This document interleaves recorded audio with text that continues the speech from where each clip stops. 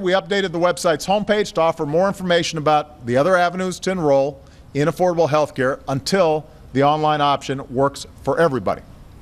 So you'll find information about how to talk to a specialist who can help you apply over the phone. That was President Obama on Monday urging people who were trying to sign up for Obamacare and couldn't get online to call the hotline. Well, on my radio program, we took the president, we took his advice. We called the number that he gave out. A very nice, very pleasant woman named Erlene Davis picked up and answered every question we had, was very patient. Here's that conversation. Line number is 800-318-2596. All right, this is the president's number. We're going to call, see if we can get through. And I was finally lucky today. I got through. And so Welcome to the Health Insurance yes, Marketplace. We're through. Okay. Hello? Para continuar en español, marque el 2 ahora. Yeah. Okay. Hello? Hello? Let's get started. Yeah, let's get started. Okay. Hi. My name's Sean. What's yours? Hello? Hi. What was that, please? Yeah, my name is Sean. Yeah, hello. Yeah, my name is Sean. What's yours? Hello? All right. Our marketplace representative will be happy to help you. I'll connect you now. Yeah, good idea. This call may be monitored or recorded for quality and training purposes. Of course, the NSA records everybody. Hello? What was that? I'm asking if you're willing to take a survey regarding your customer experience after you speak with our agent. Please say yes or no. Yes. Thank you. After speaking with the agent, please remain on the line for the survey. Okay. Oh, okay. We get a free survey on top of this. Oh, they got some nice, relaxing music in the background. Hello? Welcome to Health Insurance Marketplace Call Center. My name is Erlene Davis. How may I help you? Yeah, hi. Is it Marilyn? You're on the radio. You're on with Sean Hannity on the Sean Hannity radio. Is Eileen, is it? Hello? Erlene, no, sir. I'm the Health Care Marketplace Call Center. Yeah, that's who I wanted to call, but I want to make sure. You're on the radio. Is that okay with you? You have to say yes if you want to be on. It's okay, yes, sir. Oh, thank you. Now, I didn't hear your first name. What's your first name? My name is Erlene. Erling, how are you, Erling? And I'm glad to take your call. How's the call volume today? Because the president gave out your phone number today. Did you know that? I did not know that, sir. Oh, okay. So this is about the new Obamacare health care, how to get on the website phone number, right? Yes, sir. Yeah. Yes, Are a lot of people calling because they're having trouble? I've been having trouble getting on the website. Right now, from what I heard, our system is down for like the next 42 hours. Oh, so no one is able to get in, but if they call us, we can help them fill out an application as long as they went online to create an account first. Well, that's the point. I can't get online to create the account, so how would I be able to create the account if the website's down for the next 42 hours? You will have to wait until those 42 hours is up. You know how hard this is? People have been complaining how hard this is, like me? Yes, sir, and I understand your frustration. We get calls like this every day, but we just encourage people to not give up and just try until they can get in. But nobody won't be able to get in until like 42 hours later. Now, did you try and sign up for yourself? No, sir. I did my insurance through my employer. Oh, good for you. Okay. And so how long have you been working on this particular, I assume you work for like a call service? Yes, sir. When did you start doing health care calls for Obamacare? My start date here was September 23rd, and we was in a week of training. And then I had a week that I couldn't do anything, so I was like doing more training on the computer. And then like my third week, that's when I started taking calls and filling out applications and answering questions. So now basically if somebody didn't already register, you just have to tell them to wait 42 hours and then try again. How come it's so hard to get on this website, though? Everyone is trying to get in at one time, and we're having a lot of glitches in the system. A lot of glitches in the system? Did they tell you to tell us that? We have a script for that. Oh, can you read the script so I can hear it fully? Yes, sir.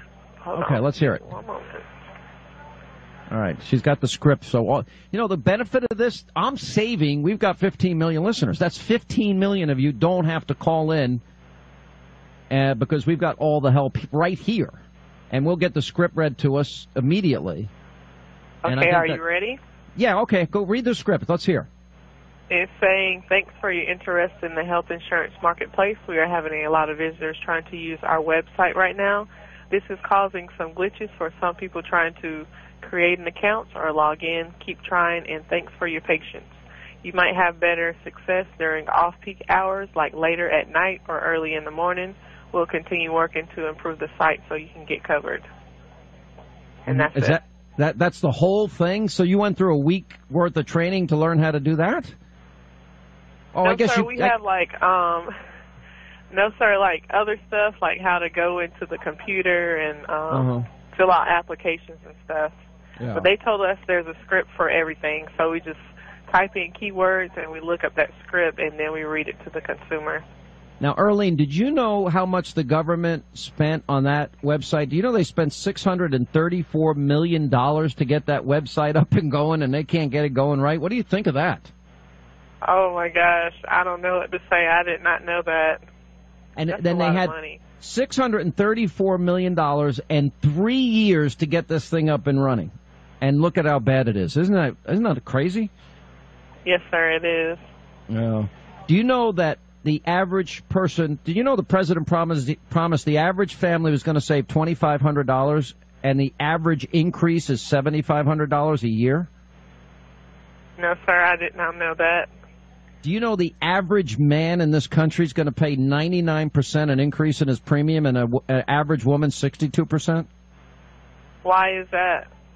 Because it's costing more than they said it was going to cost. Isn't that terrible? It is bad because I had one person call today, and I guess he wouldn't give me like his information. I didn't know. He said there was like hackers in the system, and then he was like, "Don't worry about it. I'll just pay double my premium." And I was like, "Okay, sir. I'm sorry. You have a nice day, but call us back if you need anything else." Yeah. So basically what they're saying is they told you to tell us that the system is still down and just to keep going back to the website. What's the point of us calling you if you're just and by the way, you're a lovely person. I want to say that up front. I like you. You're very nice. You're very kind, helpful. You're really good. And I love nice people when they answer the phone, and you're one of them. And I want to thank you for that. And I mean that sincerely. So, but thank you. They're really telling you to tell us to check back in the website in off hours. I mean, does that mean like I should go on at 3 in the morning?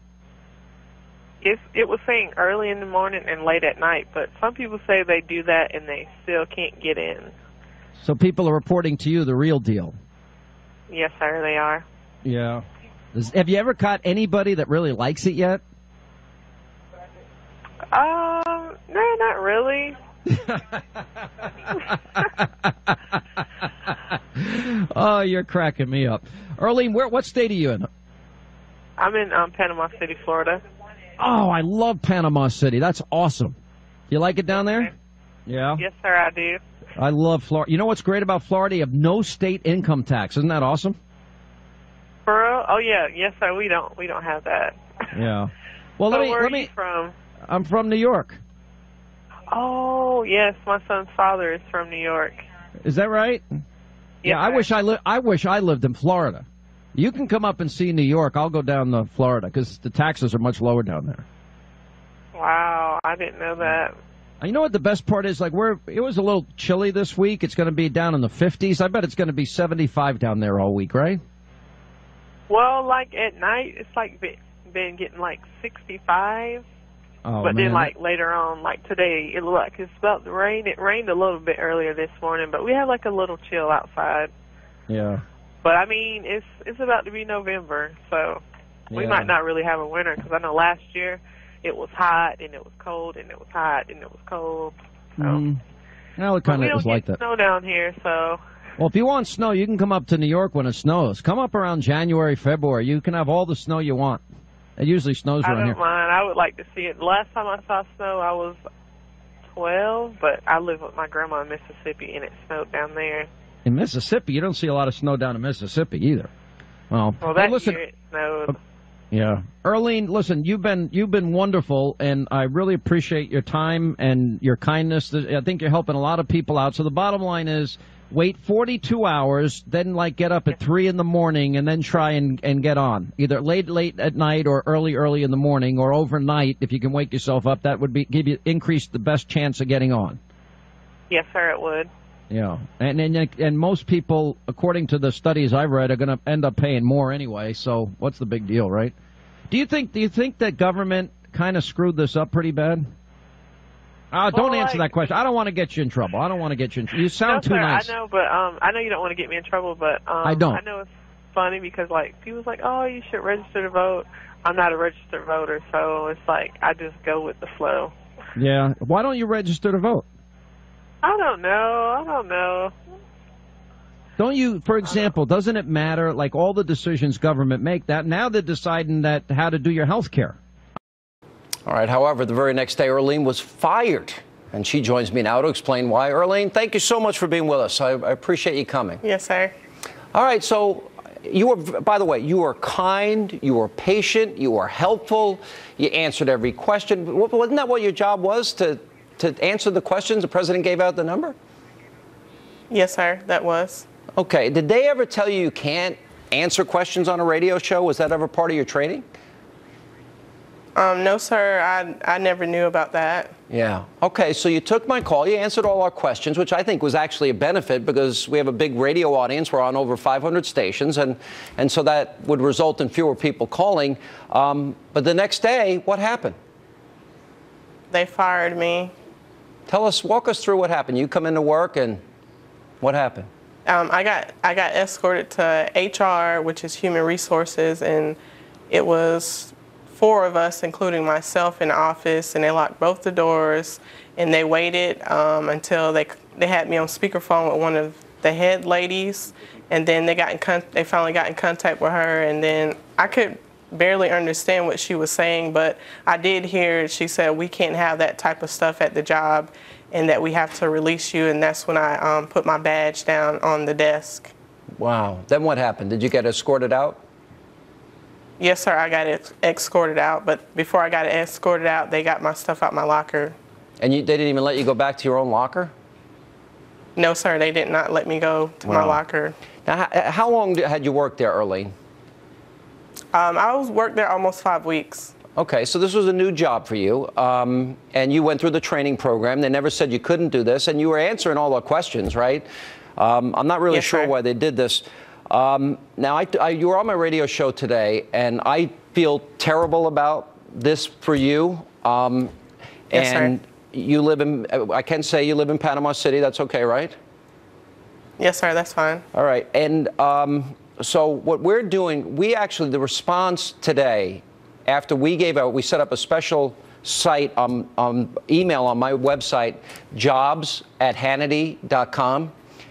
It's been overwhelming, yes, and we're going to send all of these emails to you, and people want to send you stuff. Okay. And people are stepping up. We already have one job offer that we know of for you. We're going to pass it all on to you as quickly as we can. What is your reaction to people wanting to help you this way? I wasn't really expecting much of anything, but it's a blessing from God, so I'm really happy. Yeah, well, I'm happy. And just for people that didn't listen to the radio show, we calculated what your yearly income would be, and I'm going to gift money to both you and your son and give you a year's salary so that you don't have to worry in this interim while you're waiting for a job. I hope that makes you happy, too. Yes, sir, it does. Thank you so much. Okay. In all, did you learn anything from this? Are you surprised that Kathleen Sebelius still has her job and you got fired for doing yours? Yes, sir. Yeah, a little surprising. Well, I want to say this. You know, over the years, I've had frustrating people when you make phone calls, but you were probably one of the nicest, kindest, most helpful people, and we're going to make this right for you, and we really appreciate you telling your story. You did not deserve this to happen to you, so we're going to help you out. Thank you so much. All right, Erlene, thank you very much, and we'll be in touch.